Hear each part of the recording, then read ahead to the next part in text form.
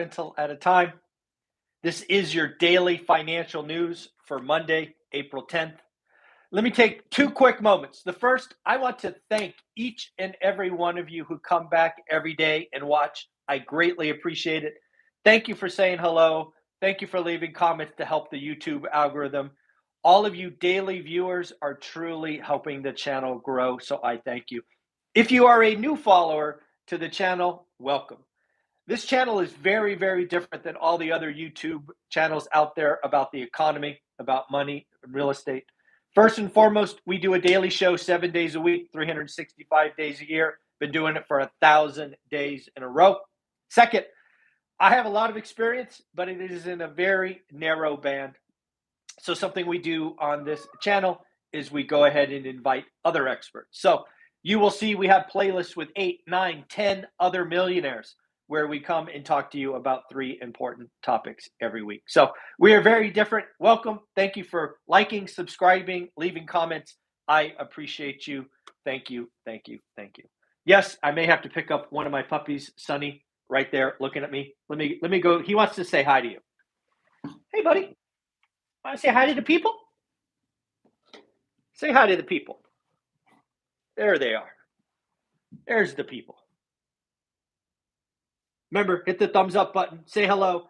This one's name is Sunny, and the one hiding under the table is Happy. So, on to the news of the day. Thank you very much. First and foremost, where should we start? Actually, I want to start with the last thing I read this morning.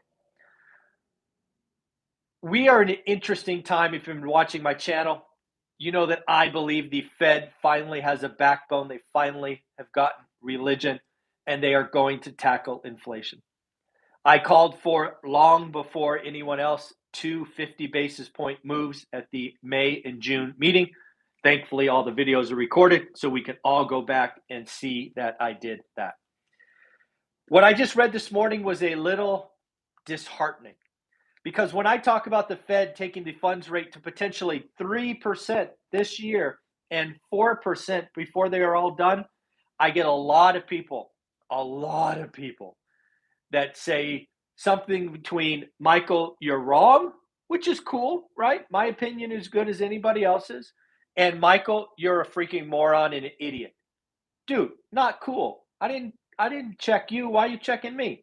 Right? So again, if you want to call me wrong, all good. You want to start name calling some guy on YouTube? You're better than that. But what I read this morning is BlackRock. BlackRock, did I write down his name? I didn't write his name down. But anyways, one of the speakers for BlackRock is saying that they believe the Fed is going to wimp out. Wimp out is my word. They talked about is going to go slowly and a moderate pace, and not cool. I think this boils down to, does the Fed bail out Wall Street like they have undoubtedly done since 2008? Or do they come to the rescue of Main Street? I see it as that black and white. The good thing I saw about BlackRock's article is they did acknowledge that the Fed will get aggressive at the next 2 meetings. So while BlackRock's article talked about the Fed slowing down as the base effect rolls over, we've talked about that a few times, they thought that the Fed was going to get to about 2% this year, which is 50% below what I believe. So again, I believe the Fed is going to hurt Wall Street. And by hurt Wall Street, I mean take the S&P, take the Dow, take the NASDAQ lower. I believe that is coming. I believe that is coming in very short order. We also have 2 rate increases coming. The 10-year note, check this morning, 2.757. It is racing higher yet again. Can't wait to talk to Matt, the mortgage guy, one of our experts, on Wednesday, because it has to be another rough morning in the mortgage industry. So again, we're going to find out about the Fed in very short order.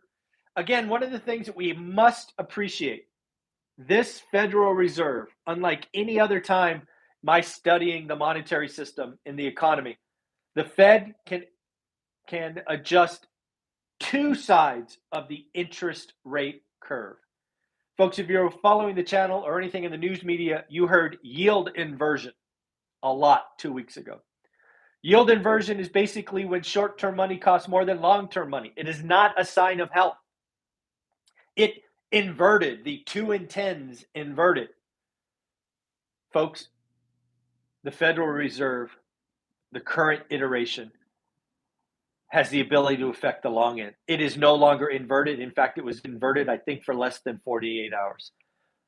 The Federal Reserve has acquired $9 trillion in long-dated maturities. Guess what happens when you are the largest seller of something? I don't care if you're Kathy Wood and you're the largest seller of, I don't know, some tech stock, or you're the Federal Reserve.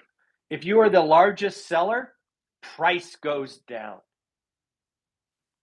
Price goes down. In the interest rate world or the bond world, which is treasuries and mortgage-backed securities, when the value goes down, rates go up. The Federal Reserve can adjust the long end of the curve anytime they want. They can just sell or not sell. So we are not going to have yield inversion for a long time, even though we may have a recession, because the Fed will not let it happen. In fact, the yield inversion has gone, I actually wrote it down. Where is it? It is now 21 points inverted, right? It was -6. Now it is actually steepening. So we will see what happens. Bank of America out this morning saying more pain ahead. They're calling for the S&P 500 to fall 11% by the end of the year. They are saying that inflation is going to spark a recession next year. They're saying that labor shortage is in price or wage inflation is coming. Wage inflation is very, very scary to the Federal Reserve. And that was something that was a big part of the 1970s that we have looked at many, many times. CBS News poll I thought was pretty interesting, interviewing 3,000 quote unquote ordinary Americans. And it was pretty interesting what they thought about the economy because, again, folks, the U.S. economy is 68% based on consumers. When the consumers get scared, they alone could make a recession happen. Here we go. What is wrong with the economy? Open-ended question. 86% of folks said inflation. I'm guessing the other 40% or other 14% don't shop because inflation is a problem for everyone. 82% of folks point at gas prices. 69% of us pointed at shortages of something. Has higher prices had any effect on your family? 66% of folks said it was more difficult with finances. What has higher prices made you do, if anything? Folks, pay attention. This is how recessions start. 66% of folks are cutting back on entertainment. Think movies, concerts, trips. Oh, sorry, not trips. That's the next one. Also, 66% are cutting back on travel. Think Airbnb, think airlines. I would really be concerned for Airbnb. 66% of folks are cutting back on travel. 64% are actually consciously driving less. Wow. And 53% of folks are already cutting back on food and groceries. I remember standing in line as a child, watching my mother scramble with coupons and trying to figure out how she can eke out just a little bit more. I fear we are heading back. The 70s sucked. Let me say it right now. 70s suck. And I think we are repeating Jimmy Carter. It just, it's terrible. Bad, bad, bad. Folks, if you've been following the channel for any length of time, you know that I believe the unicorns of the Silicon Valley, the valuations, the equity that was raised was unhealthy. There was not a lot of due diligence. The checkbook was wide open for companies and SPACs. It was not good. Well, a company called Fast, which was an online checkout company, blew through $100 million. They imploded fast.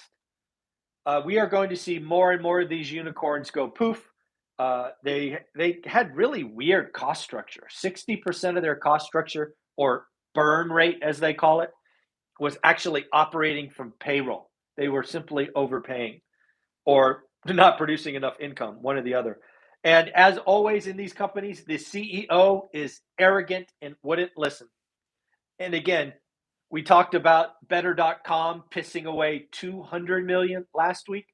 Now we have somebody shutting the company down after lighting $100 million on fire. More of these are coming to the Silicon Valley without question. Worldwide inflation. Yes, we have 7.9 CPI. We'll more on that later. But worldwide inflation, 60% of developed countries have inflation, reported inflation over 5%. We are going to see more and more angry protests. Protests in Sri Lanka and Peru are unfortunately just the start. Been watching my channel, you know that I believe the food insecurity around the world, it's going to be bad. The dominoes have already fallen, and there are going to be some very, very hungry people in 4 to 6 months because crops are not being planted. Fertilizer is too expensive. I don't know what you can do to fix it at this point. It feels like the die is set.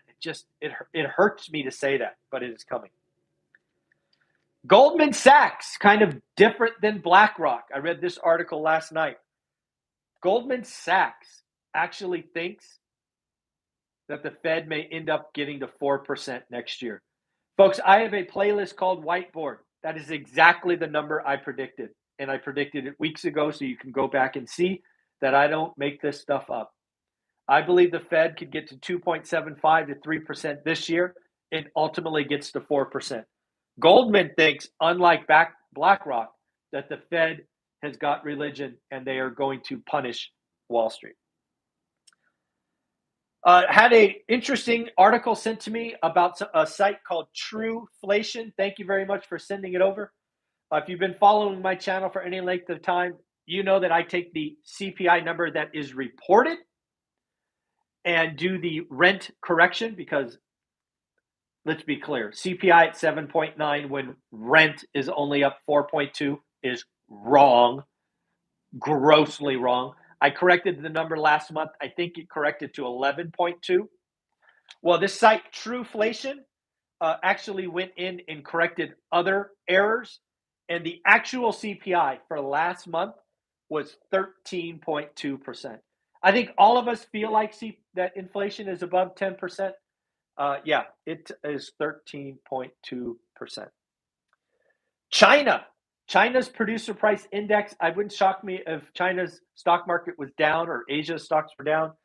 Producer price inflation, 8.3%. Folks, more inflation is coming. JetBlue, get this, folks. There is so much demand for travel that JetBlue has to cut capacity. Think about what I just said. More people want to fly, but they have to cut back. Why? Because they can't hire enough people, and their system doesn't have the people in the right spots. So JetBlue has to cut 10% of the capacity because they don't have enough employees. Guess what's coming? Rising ticket prices. Let me be the first to tell you that is coming. Seattle. I want Seattle to be an example for everyone out there, for every city leader, every state leader. Yes, King Newsom, I am talking to you. Seattle, Washington, as you may or may not know, has seen some incredible housing growth in value and in rent. Seattle, Washington has adopted over the last 18 months some aggressive tenant-friendly legislation. They have made it harder and more expensive for landlords. Guess what happened? I would tell you this happens every single time. Pay attention.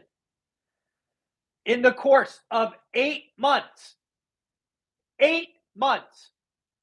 landlords, owners have kicked tenants out, cleaned up their properties, and sold them to owner occupants.